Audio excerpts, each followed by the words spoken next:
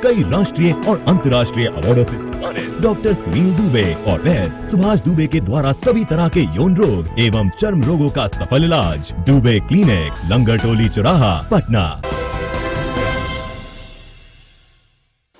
नमस्कार, आप देख रहे हैं सिटी पोस्ट। मैं हूं अभिषेक मिश्रा। क्या जेडीयू और बीजेपी की दोस्ती टूट जाएगी? बिहार के राजनीतिक गलियारों में यह सवाल सबसे बड़ा सवाल बनकर टहल रहा है और यह सवाल तब भी टहलता है जब जेडीयू धारा 370 और 3 तलाक को लेकर आक्रामक रुख अपनाती है, कड़े बयान देती है। और यह सवाल तब भी टहलता है जब जेडीयू इन मुद्दों पर नरम हो जाती है, खासकर धारा 370 को लेकर उसकी नरमी जगजाहिर है। लेकिन इस नरमी के बावजूद भी यह सवाल टहल रहा है कि क्या जेडीयू और बीजेपी के रिश्ते अब सामान्य नहीं हैं। दरअसल नेताओं की ओर से जो बयान सामने आते हैं वो उन कयासों को मजबूत कर देते हैं कि ये दोस्ती अब टिकने वाली नहीं है, यह दोस्ती टूट की ओर बढ़ रही है। आकलन जल्दबाजी साबित हो सकती है, लेकिन हम संकेतों के जरिए समझने की कोशिश करते हैं कि क्या चल रहा है। दरअसल बीजेपी के कद्दावर नेता हैं, राष्ट्रीय प्रवक्ता हैं शाहनवाज हुसैन। उन्होंने एक इंटरव्यू के दौरान ये कहा है कि बिहार में बीजेपी पूरी तैयारी कर रही है और बूथ लेवल पर उसके कार्यकर्ता जुटे हुए हैं।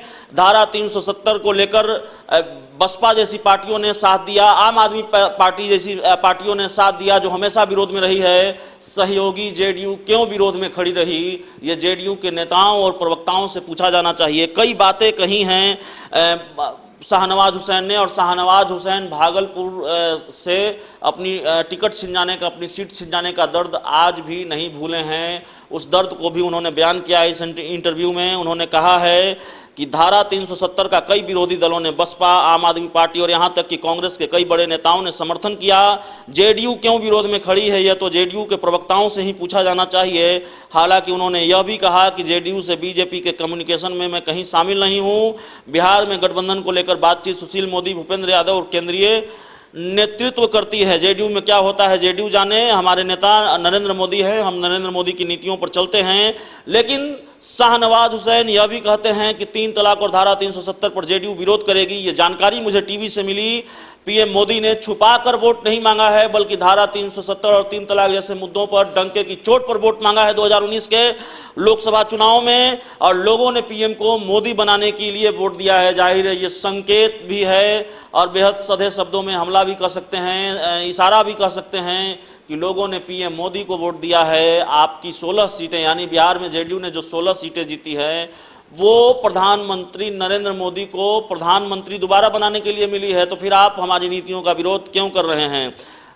ऐसे कई सवाल हैं, ऐसी कई बातें हैं जो इंटरव्यू में उन्होंने कही है। कई संकेत हैं जो उन्होंने इस इंटरव्यू में दिए हैं। उन्होंने कहा है कि किसी को कोई शक नहीं होना चाहिए कि प्रधानमंत्री को दोबारा पीएम बनाने के लिए वोट दिया गया है। बूथ लेवल पर हमारा संगठन है, हमारे नेतृत्व ने यह सूचित किया है कि गठबंधन रहेगा। हालांकि शाहनवाज हुसैन कोई नए विवाद को जन्म नहीं देना चाहते, इसलिए यह भी कह रहे हैं कि हमारा गठबंधन रहेगा। दावे दोनों ओर से किए जा रहे हैं, जेडीयू की ओर से और बीजेपी की ओर से भी, कि गठबंधन रहेगा। लेकिन क्या मौजूदा राजनीतिक परिस्थितियों में यह संभव दिखता है कि गठबंधन रहेगा? ये अपने आप में वाकई बड़ा सवाल है। शाहनवाज हुसैन यही नहीं रुके। उन्होंने कहा कि 2019 के लोकसभा चुनाव में भागलपुर सीट छीन ली गई। मैं केंद्रीय चुनाव समिति का सदस्य था, बावजूद इसके सीट बंटवारे के बाद मुझे पता चला कि मेरी भागलपुर की सीट भी जेडीयू को दे दी गई है। अच्छा हो या बुरा, जिम्मेदारी से नहीं बचा जा सकता। बिहार में अच्छा काम हो रहा है, लेकिन शिक्षा स्वास्थ्य को लेकर कई समस्याएं हैं, उसको भी दूर किया जाएगा। तो तमाम बातें कही हैं शाहनवाज हुसैन ने। और इस इंटरव्यू में उन्होंने जो कहा है उसमें कई संकेत भी छुपे हैं। संकेतों को भी हमने आपको समझाने की कोशिश की। सबसे पहला संकेत कि बीजेपी पूरे बिहार में तैयारी कर रही है, संगठन मजबूत है, बूथ लेवल पर उसके कार्यकर्ता हैं, बूथ लेवल पर उसके कार्यकर्ता जुटे हुए हैं तैयारी में। और दूसरा संकेत यह कि नीतीश कुमार को भी जो वोट मिला है वो प्रधानमंत्री नरेंद्र मोदी को प्रधानमंत्री बनाने के नाम पर मिला है। तो जेडीयू के जो सांसद जीते हैं उनको भी पीएम की वजह से ही वोट मिला है, संकेतों में ये कह रहे हैं। तो क्या इन परिस्थितियों में ये दोस्ती बनी रह पाएगी? अपने आप में बड़ा सवाल है, क्योंकि इस तरह के इंटरव्यू में जो संकेत मिलते हैं, इस तरह के बयानों में जो संकेत मिलते हैं, वो दूसरी दिशा में ले जाते हैं, वो उन कयासों की दिशा में ले जाते हैं कि कहीं ये दोस्ती टूट की ओर तो नहीं बढ़ रही है। फिलहाल देखना बड़ा दिलचस्प होगा क्या होता है। बिहार का राजनीतिक मिजाज अक्सर कई दिलचस्प परिस्थितियां पैदा करता रहा है। चुनाव 2020 में होना है, बिहार विधानसभा चुनाव का, तो देखते हैं उससे पहले ये दोस्ती कहां तक जाती है, दोस्ती दुश्मनी में बदलती है या फिर बनी रहती है। इस खबर में इतना ही। अगर आपको हमारी खबर अच्छी लगे तो इसे अपने दोस्तों के साथ शेयर करें, हमारे यूट्यूब चैनल को सब्सक्राइब करें, बेल आइकन जरूर दबा दें ताकि हमारी खबरें सबसे पहले आप तक पहुंचे। प्यार, समर्थन और सहयोग के लिए बहुत बहुत धन्यवाद। क्या आप जानते हैं कि घर बैठे आप अपनी स्वास्थ्य समस्याओं का सलूशन पा सकते हैं सॉफ्ट केयर मोबाइल ऐप के द्वारा। अधिक जानकारी के लिए आप संपर्क कर सकते हैं। हमारे फोन नंबर्स हैं 9472981111, 9472982222। Soft care app, solution at your finger tips.